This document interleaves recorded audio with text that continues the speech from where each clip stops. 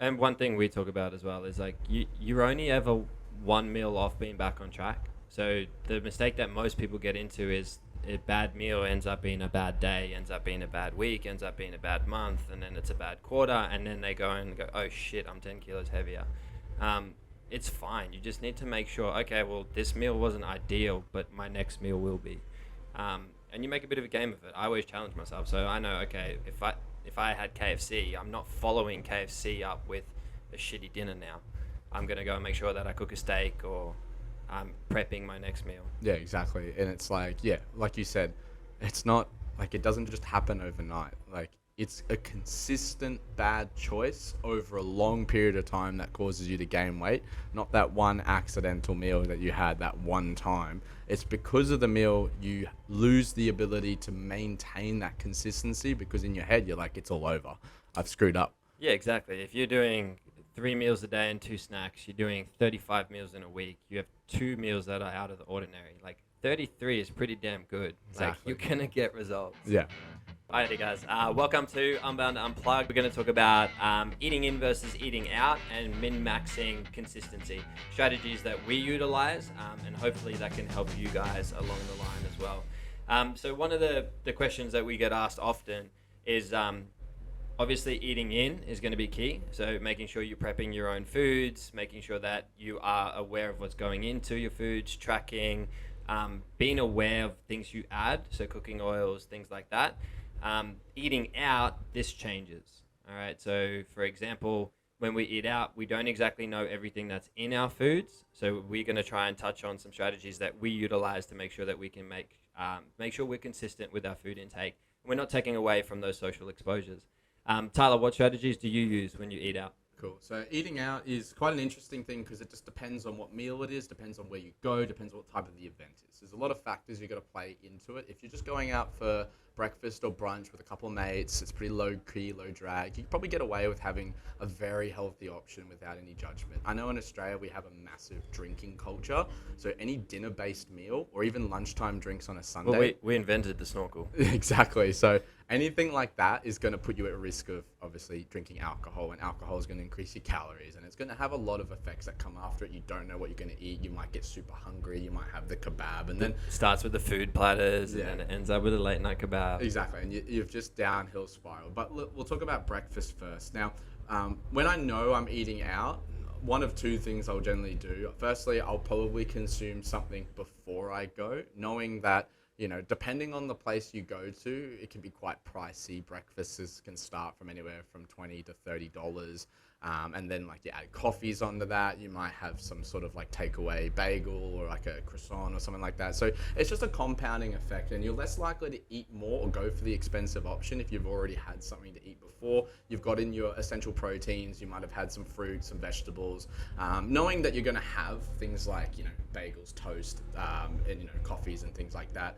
In moderation, I think is key. So what Yeah. you're touching on is being satiated because you're not starving yourself or missing breakfast and then going to a social event and Yeah. then just off the radar. Yeah, sending it and having like 2, 3, 4 different items. And then as well as it makes you still feel social. And if you go for the eggs on toast, you're not going to be like, God, I'm so hungry. I could eat whatever's up there. Or, like, oh, I hope. It's not going to be the whole bag of twisties. Yeah, exactly. And you're like, I hope my partner doesn't, not finish her meal and like, so I can finish it off. So that's probably the first strategy I go is just eating in before I eat out. And then the second strategy is, if you are going to go out and you don't want to eat because you know that you can't control yourself, I always find it more easy or appetizing to get a drink rather than some food. So like breakfast is a good example. I'll go for an espresso shot or an iced latte or a cappuccino or something like that. Something that's real low calorie, low drag, but it's still sociable. We're still talking, we're still drinking. And if the event goes longer than I expect, I'll just order another one. So Yeah. having two, then it still doesn't make the other person feel bad, but at least gives them an opportunity to have food out like they wanted because they've invited you to this event or you've invited them.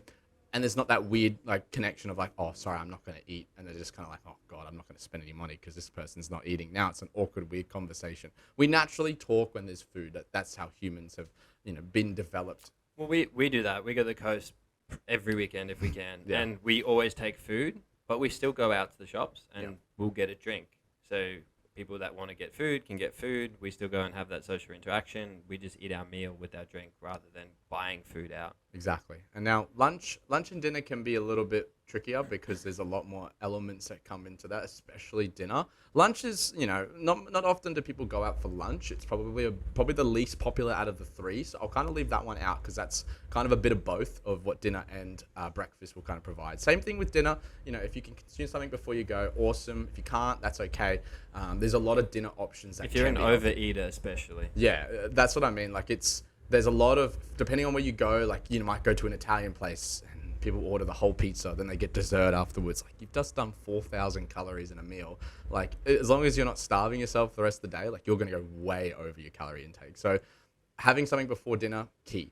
Then knowing that the drinks are coming, a good strategy that Ben Bergeron uses is like the one full drink, one half drink, coast it for the rest of the night strategy, where you have a full drink in front of everyone, let them all know that you are, participating, you're being social. Then you order a second drink and you sip on it for the rest of the night. And no one knows any better because they're all drunk and they have no idea what's going on. You've just had 1.5 drinks. You're still sober. You can still drive. Save on Uber fees, save on drinking fees. It's a win-win, really. Yeah, my strategy, I always go on the vodka, lime, and sodas, and then I end up just getting soda and lime.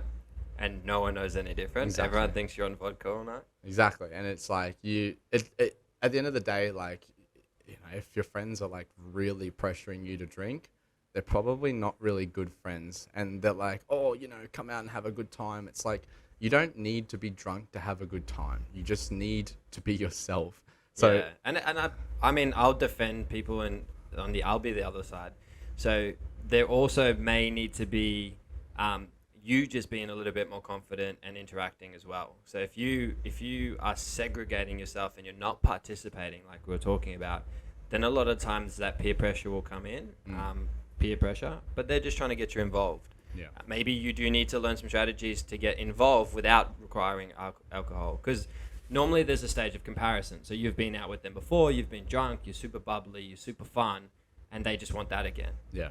So maybe you need to be like that without having to be drunk. Yeah, it's like, why can't you be like that normally? Like, it's in you somewhere. Like, yeah, you've got the confidence. It's just that it requires you to be a bit intoxicated, to loosen up a bit. Maybe you're just worried about what everyone else thinks. You're not worried when you're drunk, so why are you worried when you're sober? So interesting strategies like that when eating out. Of course, one of the things we do have to consider is the other side of it is what the chef puts in the food.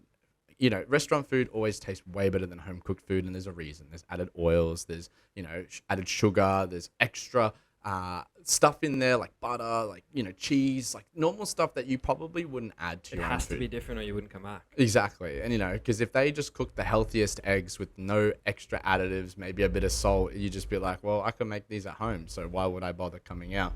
And it's the convenience of having someone else make the food and clean it up as well. So just got to be mindful that, you've got to add that into consideration when you're going to go get the eggs on toast. They're going to be tastier than your eggs on toast for a reason, not just because some really highly qualified chef made them. It's just eggs at the end of the day. Like, how hard is it to make eggs? But that being said, there's going to be other stuff in there you need to keep in mind. Yeah, exactly. And I mean, if you use 20%, you're probably fine. So if you go, okay, well, I normally have steak mash and veggies, I make it at home, it's sitting at a 600, 700 calorie meal, chances are this is probably going to be more around that 900 to 1,000. Yeah, and that's probably a good estimate, just knowing that, there's going to be a few extra nasties in there, or a bit of extra items to increase flavor and then add calories to your meal. So if you, let's say you're out with a family, you're on vacation, you don't have any food with you, maybe you're on the way home or on the way there, it's a long trip, and you have to stop by a service station. Let's say, for you, Michael, what are your go-to items for food at a service station? So for me, I normally fill it with the snack stuff. In terms of snack foods, all service stations have a health food section now. So you can buy fruit, you can buy a banana, you can buy an apple. Generally, I get both, and I get the breakfast yogurt. So I go and buy 1 or 2 breakfast yogurts, depending on how my day's looking with my food intake. That gives me some of the fats and proteins in the yogurt. It also gives me some of the carbohydrates because it comes with muesli. And then I'll just get the fruit to add some extra calories and fiber. Yeah, awesome. I think I'm very similar, except when I look at, instead of the yogurt, I'd probably go for something like the beef jerky and the nuts, unsalted nuts. Instead, potentially even at best, maybe like a milk a protein shake, something like that. Yeah, they're a little bit processed, but look, it's got high protein, it's low calorie. It's not going to be affordable because you're at a service station. You have to take out a small loan to get any of that stuff. They do have their protein smoothies now too, which you can get. Yeah. The only thing I'd be wary about the smoothies is potentially the added sugar. Yeah, but you just have to be aware of it. So it's like, okay, well, I know I'm getting some exposure to this. If the rest of your food is on point, it's probably not going to be that big of a deal. Exactly. And one of the other key points is it just depends on your willpower and your mindset around food and hunger.